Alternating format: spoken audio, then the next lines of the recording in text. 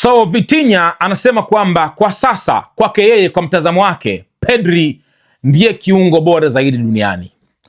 Nitamnukuu maneno ambayo ameyasema. Anasema kwamba ningemweka Pedri juu kabisa kwenye orodha ya viungo wakati bora zaidi duniani.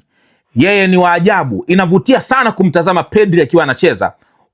Ukicheza naye ndipo utaelewa kwa nini ni bora zaidi. Kisha kwenye watatu bora ni ngumu kidogo kwangu, ni vigumu kuchagua wawili tu. Ningeweka Joao Neves na Bruno Fernandes kwa sababu wote wawili ni bora zaidi, pamoja na Pedri na mimi pia. Kwa hiyo sina orodha ya watatu bora kwa kweli, nina orodha ya wanne bora.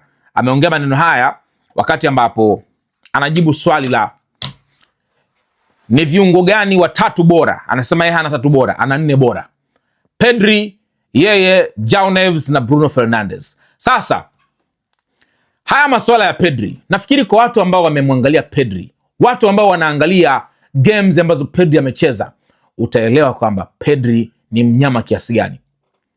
Nimekuwa nasema mara zote, Pedri hachezi mpira unamsikiliza, unamtii, kile ambacho anataka ndicho ambacho mpira unafanya. Yani anauamuru mpira.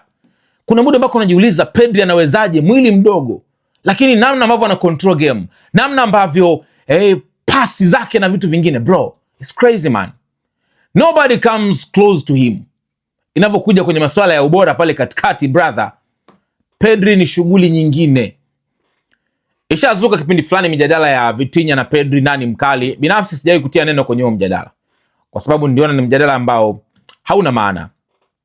Vitinha ni midfielder mkali sana, I respect this guy a lot. Pedri ni another level, ni level nyingine kabisa ya midfield. So unapokuja kumtaja Pedri, inataka kidogo umetulia na umeangalia nini ambacho wanafanya uwanjani Pedri.